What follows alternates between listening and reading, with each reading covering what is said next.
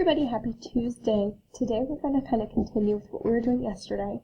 So we're talking about the number, or the vocabulary words, ones, which is the numbers 1 through 9, and tens, which is a group of 10 ones. Okay, so I'm going to show you that. We're going to do a little bit more practice. So I have my tens and ones met. Okay, I'm going to start off by adding ones. So my ones are these little blocks, 2, 3, 4, 5. What number do I have here? That's right, I have the number 5. So I only have 5 ones, so I only have one digit. Okay. Let's see how many I have now. Okay, I just added a whole bunch. 1, 2, 3, 4, 5, 6, 7, 8, 9, 10, 11, 12. Do I have a group of 10 here? I do. I have 1, 2, 3, 4. I have one group of 10, so I'm going to switch it out. Remember, when you get to 10 ones, you got to switch it out for a group of 10. I only have 2 ones left over, so I can't make another group of 10. Alright, so I have one group of 10 and 2 ones, 10, 11, 12. That's right. So when we count groups of 10s, we can count them by 10s, because it represents 10 ones. So 10, 11, 12. Alright, I'm going to put some more on here, and you're going to help me figure out what number I have. Alright. Okay, so I have 10, 20, 30. I have 3 groups of 10, so I can count those by 10. 10, 20, 30, 31, 32, 33, 34, 35. So I have 35, which is 3 groups of 10. And 5 ones. Okay? When you're counting it, you can count 10, 20, 30, and you count these by ones, 31, 32, 33, 34, 35. Alright, let's go on to today's activity, okay? So for today's activity, I need you to find the cut-up papers that you had yesterday. So you need to get out those little squares again. Right, and then you're also going to cut out these from the packet.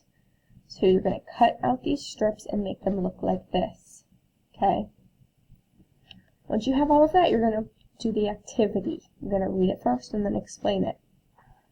Using the paper squares from yesterday, you're going to grab a handful of them and drop them onto the floor, just like yesterday. You're going to count the squares dropped using groups of 10, but today you're going to glue your groups of 10 onto the paper strips. You're going to keep doing this until there are less than 10 squares remaining.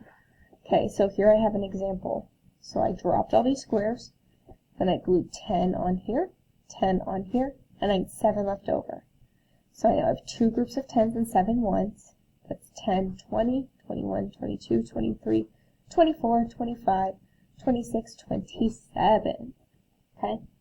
I'm going to show you real quick. Alright, so I have my rods, I have my squares. I'm going to drop some squares. I don't think that was. I'm going to drop a couple more. Alright, so as I count groups of 10s, I would glue them onto here. I don't have any glue, so I'm just going to put them nicely, but you need to glue them. Okay, so that's 2, 3, 4, 5, 6, 7,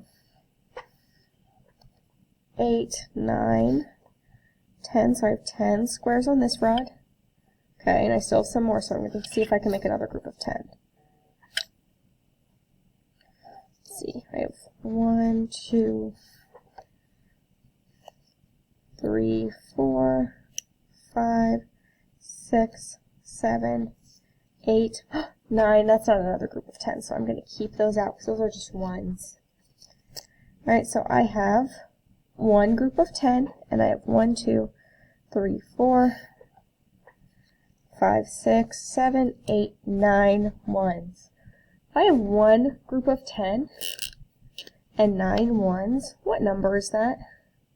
One group of 10 and 9 ones. It's the number 19, so I can count my rod. I can say 10, 11, 12, 13, 14, 15, 16, 17, 18, 19. Alright, after I do this one, I'm going to set all of these squares to the side. So I'm not going to use those again. They have some glued onto the rod, and the ones I'm going to keep with the rod.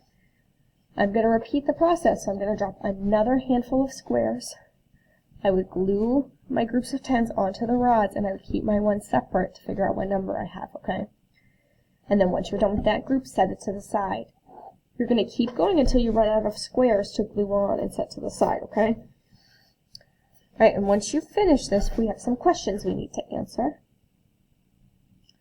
Alright, so I'm going to pull back up the questions. Alright, so here are my questions. Number 1, how can a set of 10 be represented? What did we use today to represent sets of 10? We used our paper rods, okay? So we can use rods to represent a set of 10. We know that because we glued 10 onto here and it represented a set of 10. Okay, that's the same thing as this, so these are both rods. How can ones be represented? That's right, we used our little paper squares, so we can use squares to represent ones. So that's the same thing as using the cube as a base 10. Then once you get to 10, you made it into a rod. Alright, that's it for today. If you have any questions, reach out to your teacher. Have a great day. Bye.